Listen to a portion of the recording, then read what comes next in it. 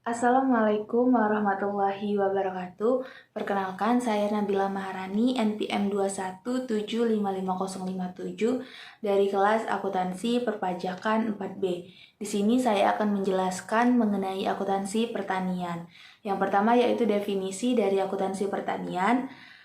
Akuntansi pertanian adalah akuntansi yang diterapkan pada industri sektor pertanian yang meliputi peternakan, perikanan, perkebunan, dan kehutanan, di mana akuntansi pertanian meliputi PSAK 69, agrikultur. PSAK yang terkait pada akuntansi pertanian ini meliputi PSAK 16, 26, 68, 48, 14, 19, 13, 61, 25, dan 58, serta ISAK 25. Ruang lingkup dari PSAK 69 yaitu yang pertama, aset biologis kecuali tanaman produktif.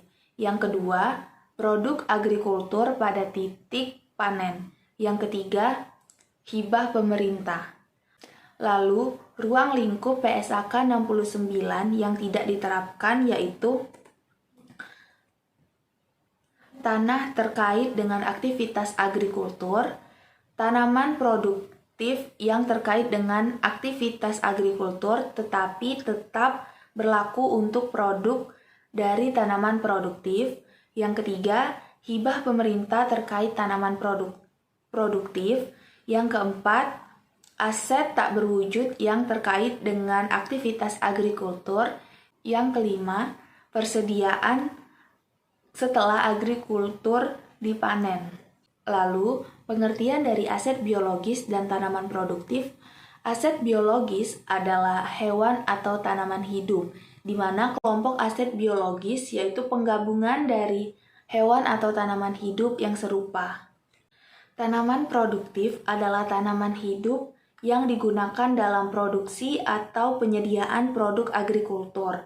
Lalu, diharapkan untuk menghasilkan produk untuk jangka waktu lebih dari satu periode dan memiliki kemungkinan yang sangat jarang untuk dijual sebagai produk agrikultur. Lalu, contoh dari aset biologis yaitu pohon kayu jati, pohon uli, pohon tebu, tanaman tembakau, padi, kapas, dan bunga matahari. Untuk contoh tanaman produktif yaitu pohon kelapa sawit, pohon kopi, mangga, jambu, tanaman teh, cengkeh, dan pohon karet. Pengakuan dan pengukuran aset biologis. Yang pertama yaitu pengakuan aset biologis, di mana entitas mengakui aset biologis atau produk agrikultur jika entitas mengendalikan aset biologis sebagai akibat dari peristiwa masa lalu. Lalu, besar kemungkinan manfaat ekonomi masa depan yang terkait dengan aset biologis. Yang ketiga, nilai wajar atau biaya perolehan aset biologis dapat diukur secara andal. Untuk pengukuran aset biologis, yaitu aset biologis diukur pada saat pengakuan awal dan pada setiap akhir periode pelaporan pada nilai wajar dikurangi dengan biaya untuk menjual. Lalu kecuali untuk kasus yang dideskripsikan di nilai wajar yang tidak dapat diukur secara andal.